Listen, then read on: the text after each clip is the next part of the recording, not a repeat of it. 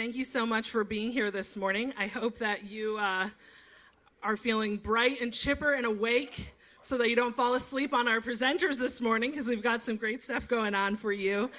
My name is Elia Shear. I'm the Director of Alumni Engagement here at the law school, and one of the many people behind organizing all this for you, so it really is my great pleasure to welcome you back to the law school.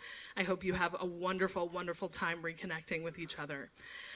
So without further ado, we're going to dive into this morning the content that we have here for you. We're going to have three different speakers, the first of whom will be Professor James Forman, and then two of our other distinguished alumni, Yasmin, Cader, and Valarie Kaur will be presenting. Is that Kaur? Is that correct? Yes? Okay, good. Will be presenting for us after that. But just so you know, these sessions will be recorded and made available to you later. There will be no Q&A. The concept here is sort of like something that rhymes with Fred Talks. And they're just going to dive into some aspect of their work, of their passion, and to give you a little taste of one of the many things that you could do in your life as a Yale Law graduate. So I'll get started here with introducing Professor Forman. He is also a graduate of the class of '92. Seems like there might be some fellow classmates here for you. That's good. And he is going to be introducing all of you to one of his great passion projects, which is the Yale Law Racial Justice Center. So I've heard this presentation before. It's a good one. It's very exciting.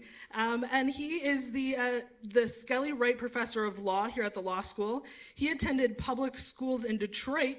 I hail from Michigan too, so there you go. And New York City before graduating from Atlanta's Roosevelt High School, Brown University, and of course, Yale Law School in 1992. Forman began his legal career as a staff attorney at DC's Public Defender Service, where he worked for 6 years. While there, he co-founded the Maya Angelou Schools, a network of alternative school for young people who have struggled in school, dropped out, or have been arrested. The school is now celebrating its 25th anniversary, so that's a great accomplishment. Professor Forman teaches criminal law and a seminar called Inside Out, Issues in Criminal Justice, in which Yale students they study alongside incarcerated men and women. He is a faculty director of Yale's Center for Law and Racial Justice and the founder of the Access to Law School program. His first book, Locking Up Our Own, Crime and Punishment in Black America, won the 2018 Pulitzer Prize. And with that, I want to invite you to this crowd that's very happy to see you this morning, Professor.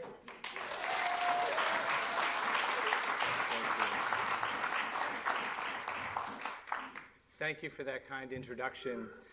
It's so good to see friends, classmates, former students, and it's a real honor to be sharing the stage with Valarie Kaur and my dear friend Yasmin Cader. So my Amicus brief topic is to introduce you to the work of the newly launched Yale Law and Racial Justice Center. And the first thing you should know is that I might be about the most reluctant faculty center director that you can imagine. I've always loved my job just how it is. So over the years, when Heather Gerken or Robert Post before her has mentioned anything about a center, I have run screaming in the other direction. At the same time, I've been looking for ways to get more involved in the New Haven community. I came to Yale from Georgetown, where before I was a professor, as you heard, I had been a public defender and started an alternative school, so I had deep connections to all corners of that city. But I didn't have those roots when I got here, and the divide between Yale and New Haven made them hard to develop. So when Heather came to me a couple years ago to talk about the idea of a center called Law and Racial Justice, a center whose work could emphasize New Haven, it was as if she had been inside my head. So at our first conversation, Heather told me rule number one of launching a successful center is that you need an excellent executive director. Well, there's none better than Kayla Vincent. She can't join us now because she's with our Access to Law School Fellows, about which more in a minute. But trust me, she's fantastic. She went to Yale College and then became a middle and high school teacher in New York before going to law school at NYU and working at the Equal Justice Initiative in Montgomery. So I thought before I told you about our specific projects, it might be useful to give you a little bit of an overall orientation to how we think about our work, because we really are in many ways an unusual center. So most university centers, or many anyway, have little to do with students. They're places where faculty and postgraduate fellows can collaborate. By contrast, we are extremely student-serving and student-facing. The other thing about our center is, most centers focus on identifying problems, but we're really interested in theorizing and implementing solutions to problems. The third thing when you think about the center is a lot of university centers are focused on research. We, by contrast, are action-driven. The research that we generate is in service of action-oriented projects. The other thing about university centers is they typically live inside the walls of the university. We are really one of the very few centers in the country that is engaged with and embedded in the local community. And the last thing to say about centers is they range from hyper-local on the one hand to international on the other. And as you've heard me mention already, ours is primarily has a local focus, although over time we hope that some of the things that we learn we will develop and be able to broaden and have a national impact. So let's talk about what we do, our projects. Our work is going to grow, but we're starting by focusing on two areas. The first is educational equity and access, and the second is making our criminal legal system more just. Now, for that first topic, educational access, our signature program is called Access to Law School. Now, you may have heard about a recently launched Yale program that's a pipeline program called Launchpad. That's an important program run by the admissions office, but that's not this program. Our program, called Access to Law School, is, we think, the first program in the country in which law students, under professor supervision, run a pipeline program to recruit talented, aspiring lawyers from the local community and prepare them to get into and succeed in law school. And Access to Law School program, it actually predates the Racial Justice Center that it's now a part of. The initial idea for it came to me when I was teaching in prison. So I was teaching classes that some in the audience have taken, classes where Yale law students go inside prisons and study the criminal legal system alongside incarcerated men and women. And over time, almost each semester, by the end of the semester, one of the incarcerated students would come up to me before the semester ended and said, Professor Forman, I have a criminal record. Could somebody like me ever become a lawyer? And I would assure them that it was possible. I would give them readings like those by our alum, Dwayne Betts, who was in prison, then came to Yale Law School, now has become a MacArthur Fellow. I did not promise them that they could become MacArthur Fellows. But I realized over time that while I was still instilling belief in my students, belief is just the first step. My incarcerated students were poor. They had received less than stellar educations. They saw the LSAT as an impossible hurdle. They could not afford LSAT prep. They didn't have mentors to guide them through the admissions process. So if I was serious about the idea that they could become lawyers, I needed to do something concrete to make that happen. So in 2020, along with an intrepid group of 4 law students working as my RAs, we read, we're here. So what do? We read a bunch of books and articles, and we canvassed the country for ideas, and we put together a program that we called Access to Law School, and it's built around 3 core ideas. The first is that certain groups are historically and currently dramatically underrepresented in the legal profession, here in New Haven, in Connecticut, and nationally. The second principle is that this underrepresentation is not because of a lack of interest or a lack of ability, but rather a lack of support and opportunity. And our third principle is that there's something that every university, including Yale, can do about this problem. One of my constant messages to my students is that in a world of too many injustices to count them all, you have to land somewhere and try to make a difference. You cannot do everything. Y'all know this, but trust me, law students do not know this. So when you pick your place, pick something you're good at. Well, we're a law school. I'm a teacher. My students are obviously geniuses at the law school admissions process. So we better be good at helping people get into and succeed in law school. So to give you a sense of who we work with, here are some details about our most recent group of fellows. So a lot of pipeline programs work with what we might think of as high flyers. So these are students of color, first-generation students with strong grades who need a little boost. Right? And with that support, they're going to get to a better law school than they otherwise would have gotten to. And programs like this are essential. But we're different. Because many of our fellows wouldn't get into any law school but for our support. Many of our fellows struggled in college. Some had terrible grades. Others are decades out of college. Others overcame addiction, trauma, incarceration, or all of the above. And we don't care about that. We look for drive. We look for grit. We look for desire. We look for an eagerness to give back to your local community. So those fellows, they come and they spend 2 years with us. Each is paired with a Yale student who becomes their admissions coach, their mentor, their ally. They meet weekly, and these one-on-one relationships are the core of everything we do. They bind the fellows to the program even when times get tough. And times get tough quickly. It's just now October. Times have already gotten tough for some of our fellows who just started in August. The second prong is LSAT prep. Of all of the obstacles our fellows face, none is greater than the LSAT. Our LSAT work takes place over the course of a year. It combines small group classes, one-on-one tutoring, and self-study. And the third prong is weekly Saturday academies, where we gather, Kayla and myself, the Yale students, and all of our fellows, and we work over the course of the year, step by step, methodically building a strong law school application.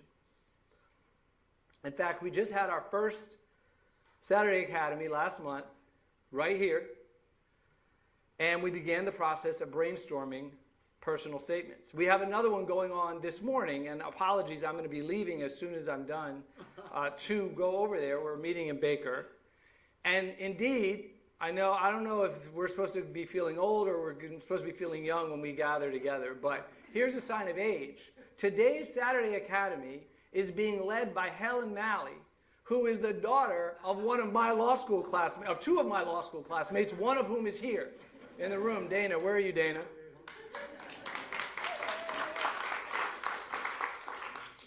So as they run the program, the Yale students take a companion seminar that's taught by me and Kayla, and we study the issues that give rise to the need for a class like this, right? Systemic racism, deindustrialization, school segregation. And the seminar has a host of benefits for the Yale students as they begin their careers to become what many of them want to be, justice entrepreneurs. One of the students recently said at a panel presentation about our program, she said, being an Access to Law School is basically running a social change nonprofit, and I'm learning how to build and manage this from the ground up.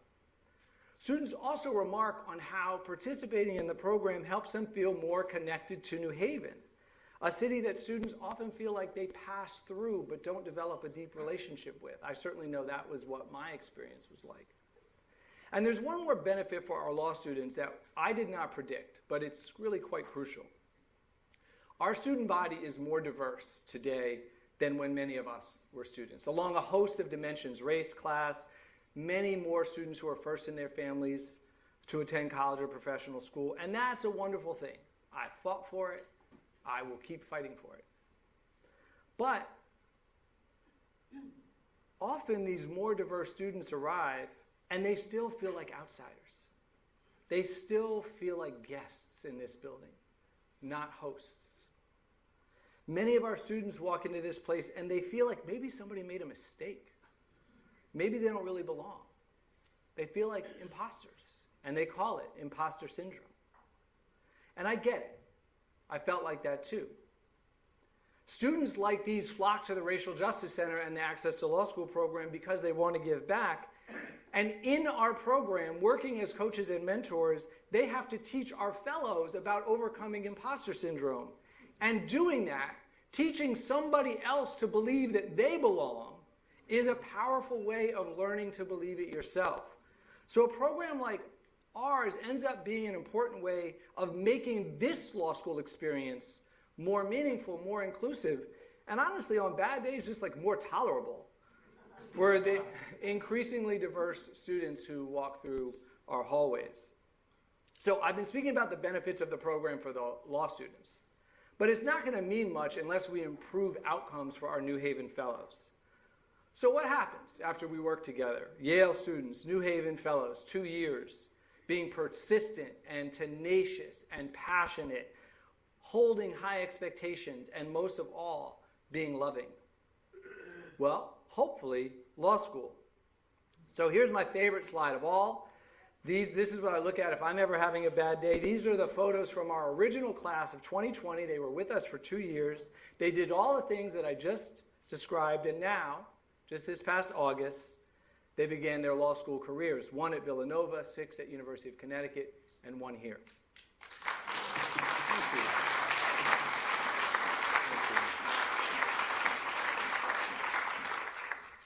So I want to say one more thing about our theory of impact, because right now I've been talking about it through the lens of individual success, right? One person at a time getting into law school.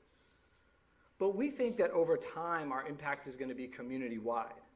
So each yellow pin on the screen represents one of our fellows, either where they were raised or where they live now.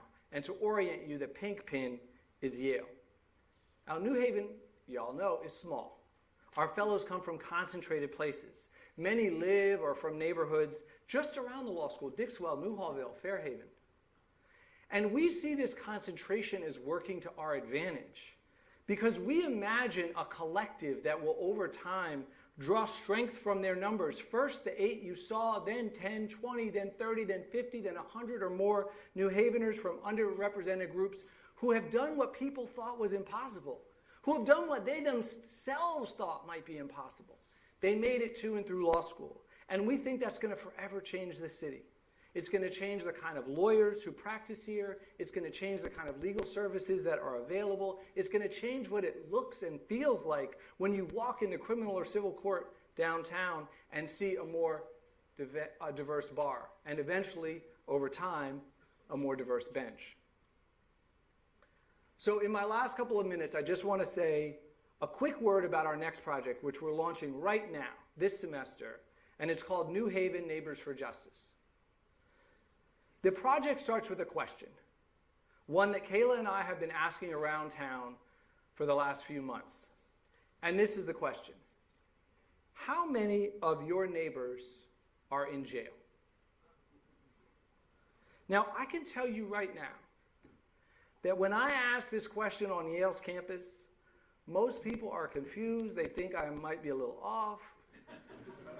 Now, in working class neighborhoods like Newhallville and Dixwell, people can understand that question better. But when they give you an answer, they talk about somebody maybe who lives on the block or around the corner who got locked up. But here's what nobody says. Oh yeah, I have 700 neighbors. They're locked up in the Whaley Avenue jail. So the pink pin on the map circled represents Yale. The green pin represents the New Haven Correction Center, which most people here call the Whaley Avenue Jail. Some of y'all probably saw clients there in clinics. There are 700 men locked up at the Whaley Avenue Jail, most of them pretrial. They live less than a mile from campus. They're less than a mile from where we're sitting. They also live less than 3 blocks from the racial justice centers, new offices. And so New Haven Neighbors for Justice wants to pose this question to the whole city. What would it look like if this city, including the Yale community, thought of these incarcerated men as our neighbors? What obligations of care, of compassion, of neighborliness would arise? So we're going to ask this question through a series of campus and citywide conversations that we call the Conversation Plus Action series. And we don't know what answers are going to emerge, but here are some things that we've heard so far, just preliminarily. People talk about bringing books into the jail. Books, of course, are a crucial resource for incarcerated people, yet the Whaley Avenue Jail currently has fewer books than it does people. People talk about restorative justice programs, know your rights programs that connect people to legal resources and other resources, efforts to help people who are coming out of jail get jobs, expanding the opportunity to vote for people who are locked up in the jail, and supporting families and children of the fathers who are locked up at the jail. And if Neighbors for Justice is as successful as we hope it will be, it's going to change the relationship between the city and the people in our jail, and then we will hope to promote it as a national model. If we're lucky, we might be able to work with Yasmin Cader, who's going to follow me and talk about her national racial justice work. But here's what I know. There are hundreds of cities in the country that have what New Haven has. A jail full of people that nobody considers neighbors, a university, and a growing number of residents who have come to see over-incarceration as a profound moral problem, but don't know what to do about it. So look out. If we're successful, we'll be looking to partner with you one day and bring a Neighbors for Justice chapter to your town too.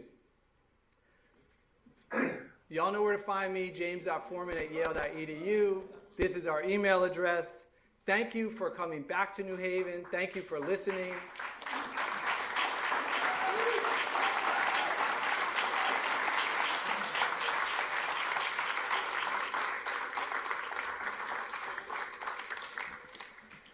Wonderful. Thank you. Thank you. I could listen to it a third or even fourth time. It was a great presentation. Thank you so much. To go teach. They were supposed to think it was just totally fresh for them. Oh, I forgot that in my notes here. Yeah. All right. Well, we are going to continue riding this class of 92 wave with Yasmin Cader next up. So I'll just say, okay, all right. There's a lot of 92 energy here. I'm loving it. Okay. All right, so a few words about Yasmin. She is the Deputy Legal Director at the ACLU, and she's going to be speaking to us this morning. The title of her presentation is Meeting Our Moment, Lessons in Courage, Investment, and Strategic Hope. So she is currently the director of the Trone Center for Justice and Equality. So as Professor Forman was saying, she focuses on criminal legal reform and racial justice. She has had a 30-year career as a civil rights lawyer and public defender. And prior to joining the ACLU, Yasmin was the co-founder of Cader Adams Trial Lawyers, a woman-owned litigation boutique in Los Angeles, with one of her fellow graduates, or your fellow graduates, Christine Adams, out in LA. Now she still is in LA, where she lives with her husband and her two boys, one of which is here. Everyone embarrass him. Perfect. Okay, there we go. On that note, I'll invite you, Yasmin, please come up and share with us this morning. Thank you.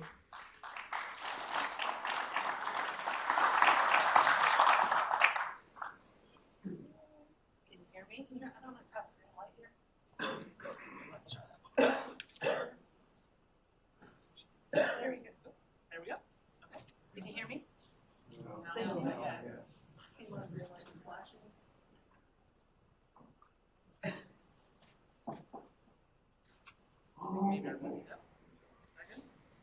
Third time's a charm. There we go.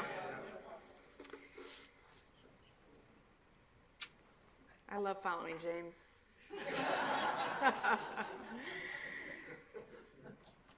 So the last couple of times that I was here, a few years ago, 2 different times, I attended panels, and they were panels on what to expect in the years to come. I called them, and we jokingly called them the Nostradamus panels. There was one with Bruce Ackerman, I remember very fondly, and one with Charlie Savage. And Bruce, he forecast the potential for a new Supreme Court that would dismantle stare decisis, He was predicting the fall of Roe, and that equal protection would be flipped on its head and used to squelch remedies for discrimination. Charlie, he predicted violence unseen in our modern era, including fascist elements seeking to bring down the democratic state. Well, despite their stature and their wisdom and their experience, it just all seemed a bit alarmist until it wasn't.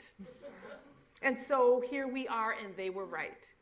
Our democracy is at greater risk than at any time since the Civil War. There are threats to the very structures of our democracy and serious and cognizable threats to the rule of law. And I'm going to talk more about that stark road ahead, but before we dig into that, I'd like to share with you some lessons that I have learned over the past 30 years, lessons that bolster my conviction that we are all going to come out of this stronger than when we came in. Those lessons are the power of sustained courage, the promise that lies in dramatically expanding opportunity, and a strategy of hope. Hope as we settle into what it truly means to play the long game. So come with me on a journey. Let's go back 30 years, right? And I want you to come with me to Detroit, Michigan. And that's where I learned that lesson of courage. I learned about standing firm to hold up the principles of fairness and justice and equality and liberty, no matter how powerful or threatening or cynical the opponents were. And my teacher was my judge, Damon Keith. Judge Keith was appointed to the bench the year that I was born, in 1967. He never wavered from principled decision-making, and he always centered the most vulnerable. Judge Keith had a deep belief in the soundness of our most fundamental values, and that belief was grounded in what he saw every day in his courtroom. The application of the principles of justice to people's real day experiences and the power that those principles had to make all of our lives better. Judge Keith stood up to President Nixon and his Attorney General, who argued that the president should have the power to order wiretaps without judicial review. And even though they bullied him and threatened him and mandamused him, he stood firm. For as he said, this court cannot accept the proposition, for we are a country of laws and not of men. And when he faced those who were threatening to kill him and his family for ordering the desegregation of the schools in Pontiac, Michigan, he pushed forward. He wasn't going to be silenced or rendered mute. No, he did so loudly and explicitly because, as he said, the sins of omission can be as serious as the sins of commission. And in his dissents, of which we wrote many, many, many dissents, it was like clerking for, Justice Marshall, got really good at writing dissents. He stood up for the victims of mass incarceration, for black people who wanted to vote, for women who were being harassed and discriminated against, and he told the stories. He honored the martyrs, and he gave us, in that process, he gave us all of us our humanity. He shined a bright light on the facts with clear analysis to force those in the majority to squirm in their hypocrisy, in their cynicism, and in their shame. He is the one who told us that democracy dies in darkness. And my judge, he raised me right. He would tell me almost daily, now, Miss Yasmin, we're standing on the shoulders of the ordinary people, of the heroes, the unsung heroes, those who dare to hope. Now, Miss Yasmin, it is your duty, my dear, to fight for those who need us the most.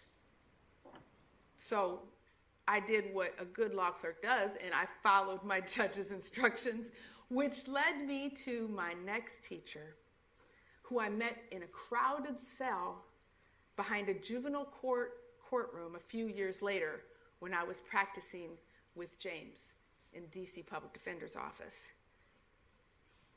My teacher's name was Halim Flowers. He was a small, soft-spoken 15-year-old boy with an outsized air of manufactured bravado that he wore to shield the constant fear that he faced.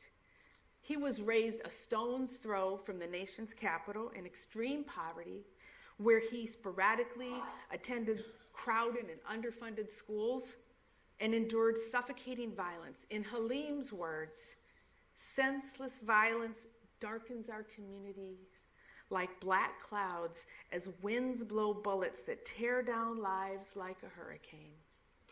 I met Halim when he was accused of shooting a classmate on the schoolyard, and we started a journey together.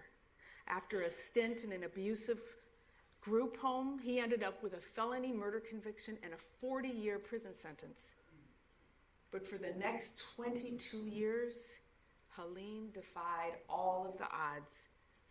With no access to GED programs or counseling or investment of any kind, as what has been envisioned by our classmate James, none of that, he started writing poetry and books, and with no formal supplies, started making beautiful art, beautiful pieces that moved people's souls.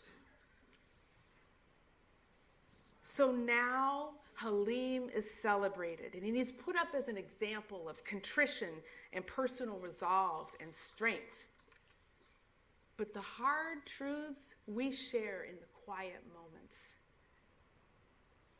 What would it have been like in my life if I was safe, if I felt free, if I was supported? I cried out, but what about all the others that I knew?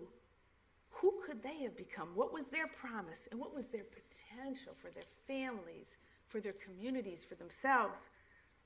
What have we all lost?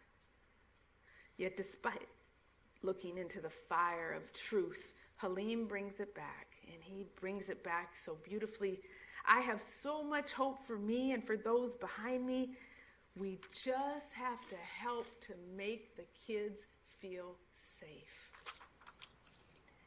If we truly want a fully functioning and healthy democracy during this period of retrenchment which we are facing, we must sow the seeds of a stronger and a better and a more participatory democracy. And we do that by building and investing in truly safe communities that allow people to unlock their full potential. And that means that we make meaningful investments to heal decades of abandonment, to build real opportunity, and to create a built environment where the street lights work and the community gardens thrive. We together sketch this architecture of change, and we do so in partnership with young prophets like Halim. So I now find myself at the ACLU. Shocking, right? You didn't see that coming. Embedded in its rich history lies a strategy of hope. I'm so excited to be here, if you can't tell. These folks, these founders of this organization came together in the early 20s in the midst of a wave of oppression and backlash in reaction to progress. Sound familiar? Progress then was an era of great migration for Europe and the rise of the labor movement. And in response, there was extreme political repression. We had President Wilson, who was the avowed segregationist, segregated the White House, right? Remember him? Yeah, and he waged a campaign of terror against so-called dissidents and radicals and immigrants and workers. And these founders, they created an organization whose simple premise was to protect the rights of everyone. And by everyone, we mean, and they meant everyone. There could not be a larger or broader or more diverse tent.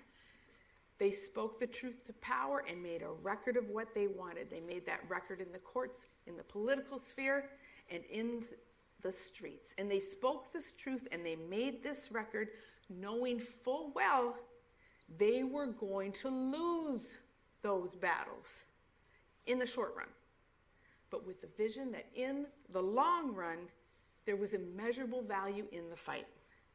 They went to court to lose, right? A court that was bent on reinforcing existing imbalances in economic power, no substantive due process.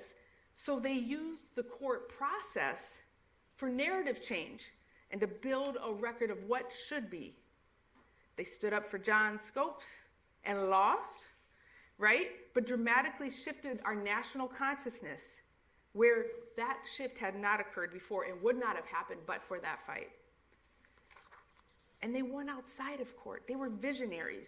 They were committed to the long game, building a more just future, even in a context where it didn't seem possible. Now, outside of that courtroom, they were pushing lawmakers to expand protections for the most vulnerable, for the women and the workers and the immigrants and the black people and the anti-war protesters and the civil rights protesters. Yes, they were, but these ideas were so radical, and they were going to take years to come. And this part I love, because I can relate to it a bit. They really relished in the resistance to these seemingly radical demands. They tested the merit of the demand by the levels of hell that they caught, right? Crystal Eastman, she was a revolutionary feminist and a founder, and she said that the very passion with which it is opposed suggests that it is vital. And she didn't say this part, but it's also fun, right? Right? So they continued to build this tent, and they built it broad and wide, including linking, for example, the right of suffrage to justice for all marginalized people.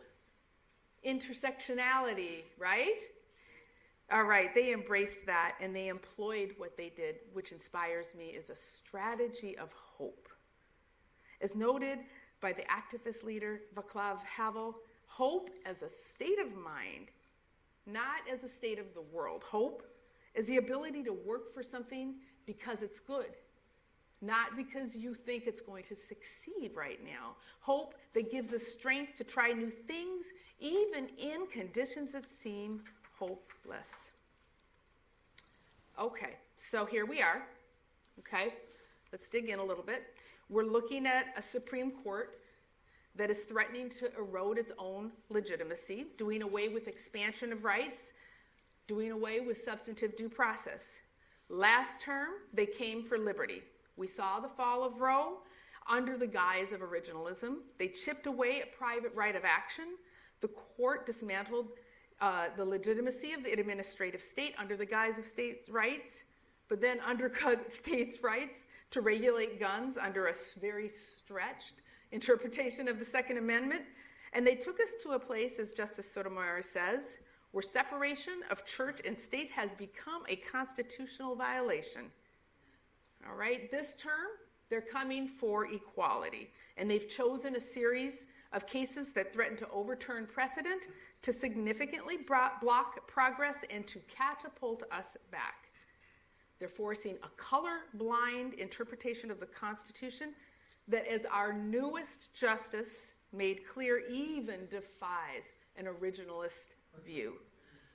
Affirmative action in the Harvard and North Carolina cases, that's on the docket. And let's be clear, affirmative action is the reason that I am standing here before you today. I say it with honor and with pride and with gratitude and with value. I am here because of affirmative action. We fear that they will no longer allow institutions to look at race as a factor in admissions, and they may even go farther and reinterpret the Equal Protection Clause to require absolute colorblindness. Voting rights case coming out of Alabama, Merrill v. Milligan, we fear that the court will further gut the Voting Rights Act, forcing a race-neutral analysis which will completely undercut protections for black voters. Threatening the concept of tribal sovereignty in Brackeen, we fear that they're going to overturn the Indian Child Welfare Act, which was enacted to protect Native American children who were continually forced removed from their families and their tribes and their culture. If this is invalidated, it would put centuries long legal precedent upholding tribal sovereignty in jeopardy.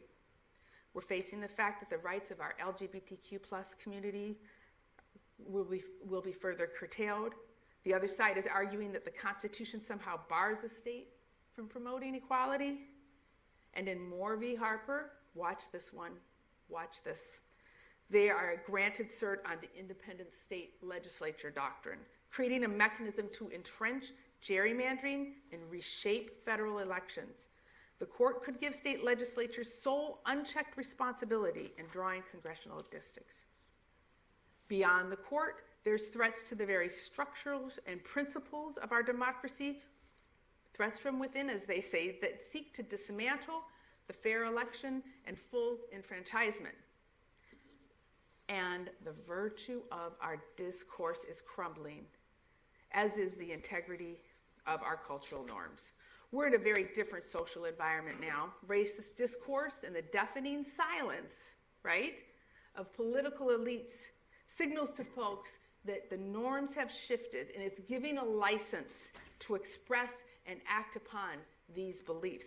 We're continuing to see an increase in racist hate speech and violence. We saw this during COVID with the misinformation fueling attacks on our Asian American brothers and sisters. And now, just now in Los Angeles, we witnessed a tirade of anti-Blackness. It's true. This moment is different. And while exclusion and subjugation of people of color and women and our LGBTQ plus folks and people with disabilities, that's not new. The threats we face, fear, they just feel worse.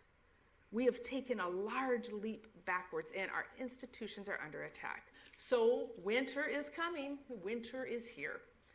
And in light of these threats, it's not only easy, but some would argue simply logical to lose faith. But we've seen dark days before, including major steps backwards. And those experiences tell us that we have the power to change the course that we are on. History is not an arc. It is a zigzag. And the enemies of progress are building a very unattractive and terrifying world that is against the will of the people. The majority of people will not be well served by this world. The numbers are on our side, but we cannot rest there. We must continue to broaden our tent and to strengthen our strategy. And the good news, I know you're waiting for wait, okay? The good news is that the enemies of progress have and will to and continue to overplay their hand. And the forces of progress are more organized and energized than ever. Can you say Kansas? A traditionally and reliably conservative state, yet independents and Republicans came out to protect reproductive freedom. And what James has inspired us to see, and what we should never forget, is that we have built an unprecedented, multicultural, multi-generational movement that is here for the long haul to defeat white supremacy, to do so celebrating joy and love. I never thought I would see what I saw those 2 years ago. I didn't think I would. And here we are. And it is sustained. And I am so encouraged, as I know you are. So this is our moment. This is our time and our chance to till the earth for a more fertile ground for justice. Bring in a broader swath of our country under this tent, a more expansive view of what liberty truly means. And our charge is not just to force people to honor the rights of others, but to make people want to honor the rights of others, which is so much more powerful. What we know is that my progress is inextricably intertwined with your progress, and that progress is a true multicultural feminist democracy. So let's link arms together, and let's have that sustained courage, and let's make these investments in our people and our community, and let's build out the strategy of hope together. Thank you so much.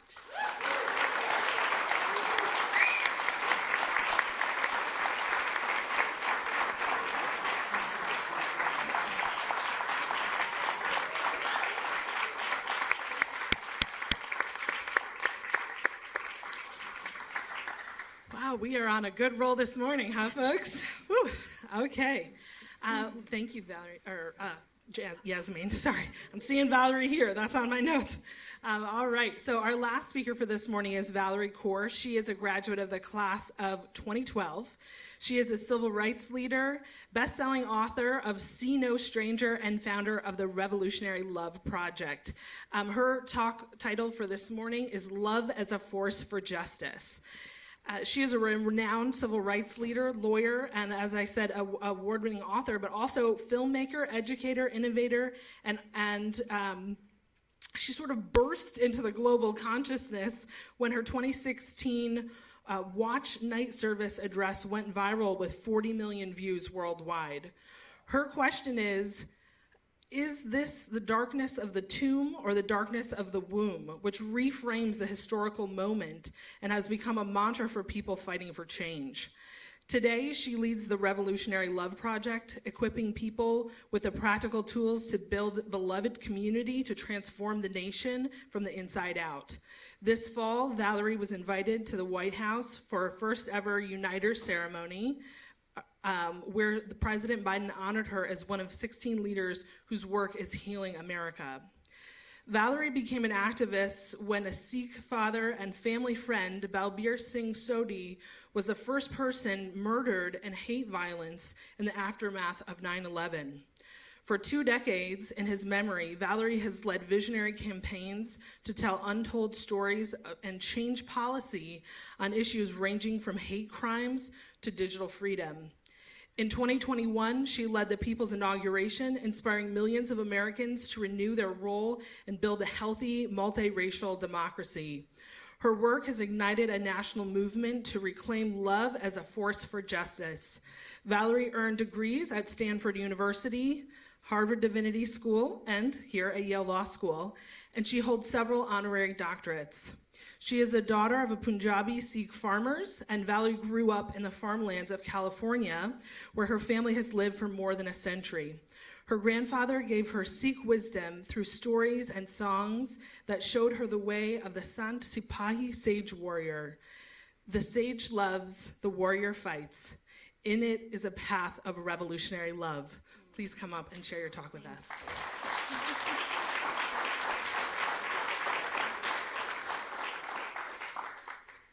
Thank you so much. I am so grateful to be here with you this morning, especially alongside my heroes. Being back in this classroom, it brings back a lot of memories. I remember sitting right here in the very front and wanting to disappear. You see, for me in that first year, learning the law was like drawing close to a language of power that sought to colonize other ways of knowing and speaking and reasoning. I might have given up. I wouldn't be here before you if it weren't for the intervention of my small group professor, Reva Siegel. She said to me, "You are not here to let the law change how you think. Your job is to change how the law thinks." And so I made it my secret mission to make the law more loving. Now I'm back, a decade later, in the same halls, and my mission is not so secret. I'm here because I believe that love, revolutionary love, is the call of our times. And I'm here to invite you to imagine how you might make the love ethic the foundation of your life and your work. So let me begin with my story. I was a kid in college in the aftermath of September 11th when, in the wake of the horror of those attacks, racial violence exploded on city streets across America. And the first person killed in a hate crime after 9/11 was a Sikh American father, Balbir Singh Sodhi, a man I called uncle, killed by a man who called himself patriot.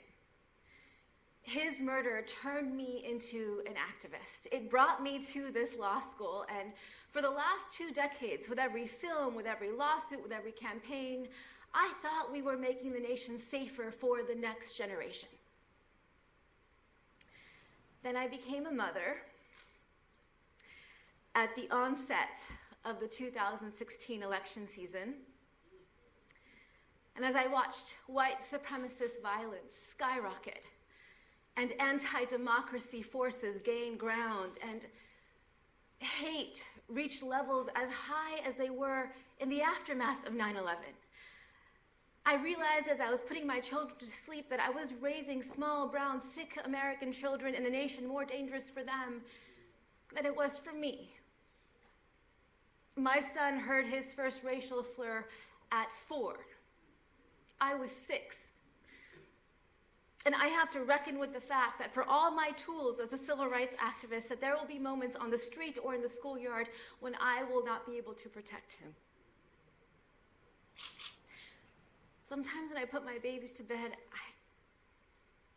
I feel breathless. And I realized the last time I felt this breathless was when I was bringing these babies into the world. In birthing labor, the final stage is the most painful and the most dangerous. The contractions come so fast, there's barely time to breathe. It feels like dying, and yet transition is the stage that precedes the birth of new life. My loves, I believe that we are in transition now as a nation and as a world. You see, within 25 years, the number of people of color on this soil will exceed the number of white people for the first time since colonization, and we are at a crossroads. Will we continue to teeter on the brink of a kind of civil war? A power struggle with those who wish to return America to a past where only a certain class of white people hold dominion? Or will we begin to birth a nation that has never been? In the history of the world, a nation made up of other nations, a nation that is truly multiracial, multi-faith, that honors the dignity of all of us. With the climate crisis, the stakes become existential. Will we perish as a species within a few generations? Or will we be the ones who marshal the skill and the vision and the solidarity to transition this society to live sustainably with the earth?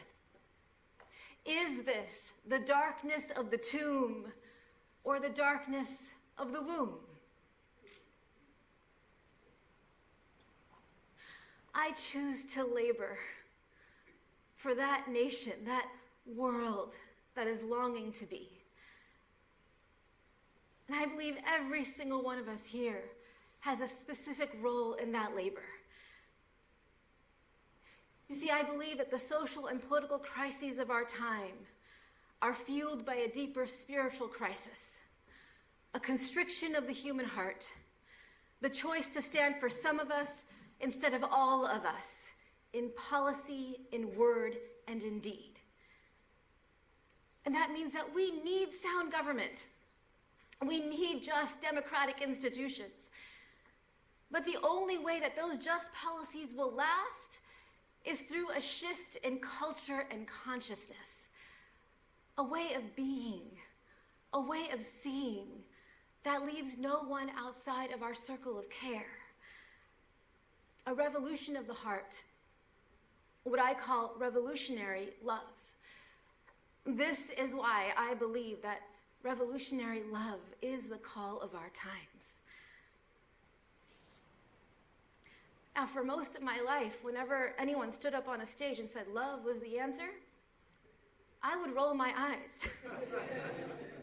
With what we're up against, I have come to learn that the problem is not with love, but the way that we talk about it in this country. Love is more than that sentimental rush of emotion. Think of your deepest relationships. Love is sweet labor, fierce, bloody, imperfect, demanding, life-giving, a choice that we make again and again and again. And when we choose to love beyond what evolution requires, then our love begins to disrupt the institutions around us built on hierarchies of human value. love becomes revolutionary. Now, we have heard this call to a revolutionary kind of love for thousands of years on the lips of spiritual teachers and indigenous healers and social reformers. They've called us to expand that circle of who counts as one of us to include every single one of us. And so that means that we can look upon the face of anyone and say, you are a part of me I do not yet know.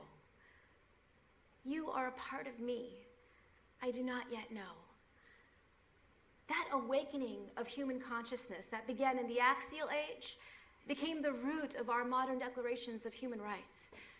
And now our very future as a nation and as a species depends on whether we can put the love ethic into practice. Bell Hooks had a vision that the love ethic could be the foundation of every arena of public life. And so now the question is how? How do we put it into practice? And so I stepped away from the front lines. I spent a year in the rainforest. I worked with a team of researchers and I poured through the study of social movements and I began to see patterns of practices of what I call revolutionary love. And I began to imagine these practices as points on a compass. This is the tool that I wish to put in your hands this morning. I invite you, as I present it to you, to listen for the medicine that you might need in your life.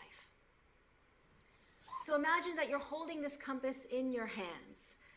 I define revolutionary love as the choice to enter into labor for others, for our opponents, and for ourselves.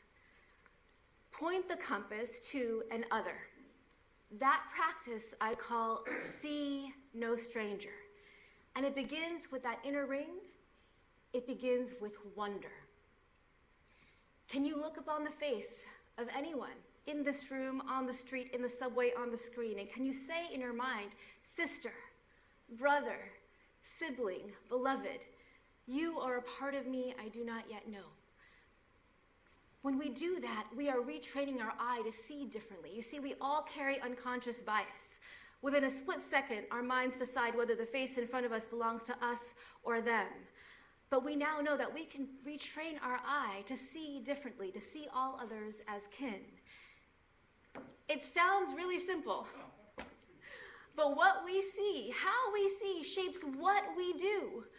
Whose pain we recognize, what stories we let in our hearts, what policies we support, what leaders we elect. When we open our hearts to other people's stories and we let in their grief. And that brings me to that next practice, to grieve with others. Now, there's a lot of grief in the air right now, in our bodies, unresolved grief. You might just want to shut down, it's just too much. What I want to invite you into is this, that there is no fixing grief. There is only bearing it. And in bearing it together, we survive it. So what grief have you yet to tend to? Whose grief are you ready to bear? You don't need to know people in order to grieve with them. You grieve with them in order to know them. You see, throughout U.S. history, anytime people who had no obvious reason to love one another came together to grieve, they gave rise to new relationships, even revolutions. And that brings me to that next practice, which is to fight for our humanity. That every single one of us here has a sword and shield. So what is your particular role in the fight? In all these years, with all the communities I have worked with, the communities that have lasted, that have found longevity and resilience in struggles for racial and social justice in this country, are the ones who were able to stand because they were not standing alone. They were able to stand in deep solidarity. Wondering, grieving, fighting together. These are the ingredients for deep solidarity. Shallow solidarity is rooted in the logic of exchange. I show up for you, so you show up for me. Deep solidarity is rooted in love. I show up for you because you are my sister, you are my brother. long after the media cycles end and the legal campaigns are over, I'm still in relationship with you. That's the kind of deep solidarity we need now in this transition in this country. And so what do you need in your life now? Now, when we're fighting, there comes a moment when the compass faces an opponent. So we turn the compass and we look at that opponent. Now notice, I don't use the word enemy. An enemy is a fixed and permanent identity. An opponent is a fluid category. One can move in and out of that category. And I say this because I have learned that there are no such thing as monsters in this world.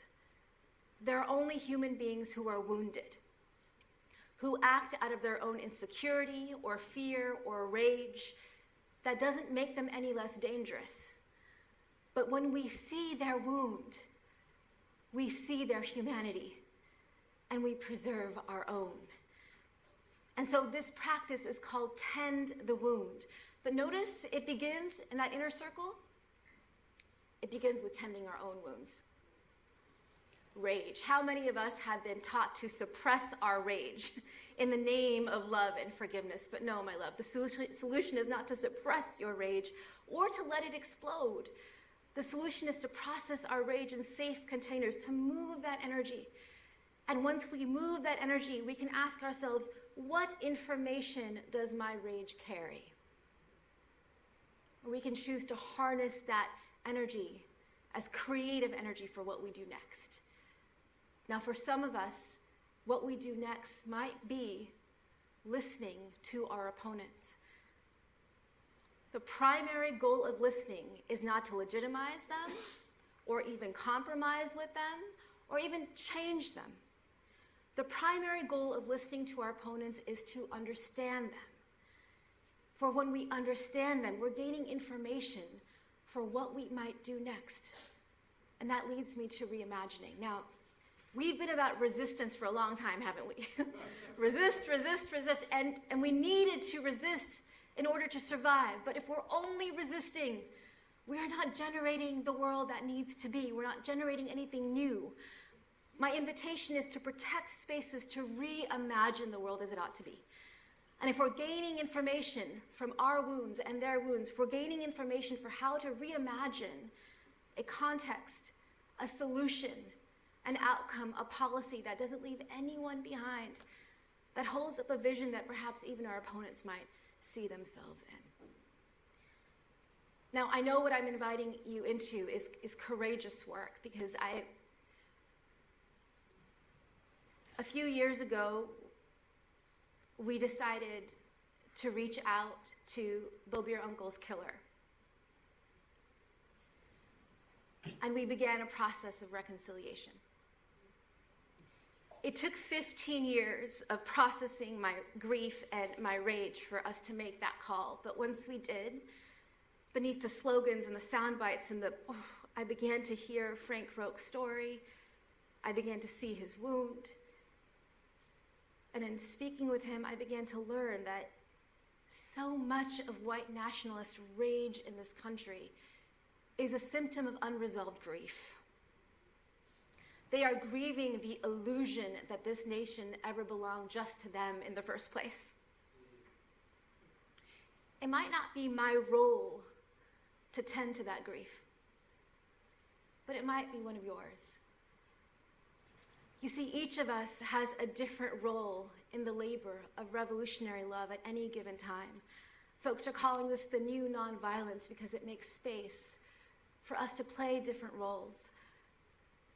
Now, what I'm inviting you into is long work, is courageous work. It's the work of our lifetime. And so there's one more turn that we have to make to the compass, to point it at ourselves. Now, social reformers through history, from Gandhi to King to Mandela, they taught us a lot about how to love others and how to love our opponents, not at length about how to love ourselves. This is the feminist intervention. These are black women leaders who I sit at the feet of, Audre Lorde, Bell Hooks, who teach us that the movements for justice cannot happen on our backs or over our dead bodies. We have to pour into ourselves the kind of care we pour into the world. And so the practice here is breathe and push, the wisdom of the midwife. She doesn't say push and push and push and push and push. She says, breathe, my love, and then push and then breathe again. There's a kind of cadence, a kind of rhythm to sustain our energy through any long labor. The labor of raising a family, or building a career, or running an organization, or rebirthing a nation.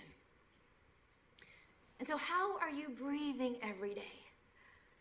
Who are you breathing with? Are you breathing with the trees and the sky and the stars? And when you have enough breath in your body, only then do you have the energy to make the push that you are ready for. And that push might be the work of healing, or apology, or reckoning with one's privilege. It might be forgiveness, it might be reconciliation. And that's uncomfortable, but just like in birthing labor, that discomfort is not a sign you're doing it wrong. It's a sign that you're in transition. And in transition, you need your one. You need the people who can make you brave, right? We don't go to battle alone. We don't give birth alone. We need our midwives by our side. Look around. We need others who are laboring with us. When I graduated from this institution, as an actor, I just pushed and pushed and pushed. I measured my worth as a person by how much I produced and how fast. I thought I had to ground my bones into the earth. I thought I had to make myself suffer in order to serve. And then I had a breakdown. And really, it was that year in the rainforest that saved me. It was like I learned how to breathe. And in breathing, I learned how finally to begin to love myself. Because when we let breath in, we let joy in. That practice that sustains it all. On the darkest nights, even when I come home from the vigil after the mass shooting, or my children and I, we turn up the music and we dance. We dance on the darkest nights, and I experience that sparkling energy rise inside of me. In my faith, in the Sikh faith, it's called Chardigala. Ever rising spirits, even in darkness. Ever rising joy, even in the pain of labor. Hope for me is a feeling that waxes and wanes. Sometimes it's bright like the moon. Sometimes I can barely see it. But even on those hopeless nights, if I can access my joy, then what matters is having the energy to move my hands. So how are you protecting your joy every day? Loving others, loving opponents, loving ourselves. This is what makes the practice of love revolutionary. And so I ask you, what is the medicine you need in your life right now? Do you need to lean on loving on others, building solidarity? In the legal profession, are there opponents that you want to reorient to? Is it ourselves that we need to care for? What do you need? And now, what do your people need? At your organization, at your firm, in your community, in your family. I have some beautiful news to share with you all. In the last year since releasing my book and this campus, thousands of people all across the country are self-organizing around the Revolutionary Love Compass. We're seeing schools that want to make love the ethic of their school culture. They want to show kids as young as 3 years old that social and emotional learning can be grounded in the love ethic. We're seeing houses of worship who say, well, it says love thy neighbor in our scriptures, but how do we make good on that? And so they're organizing around these practices. We are seeing advocacy organizations put this up on their walls saying, this is how we don't become what we're fighting against. And we're seeing companies who have hit a wall with DEI gravitating toward this because anti-racism is the bridge. Beloved community is the destination. And for that, we need to be developing, deepening the capacities of love as we labor. And so I'm here before you to tell you, my colleagues, that I've spent the last 20 years of my life organizing around hate. My vow to you is to spend the next 20 years of my life organizing around love.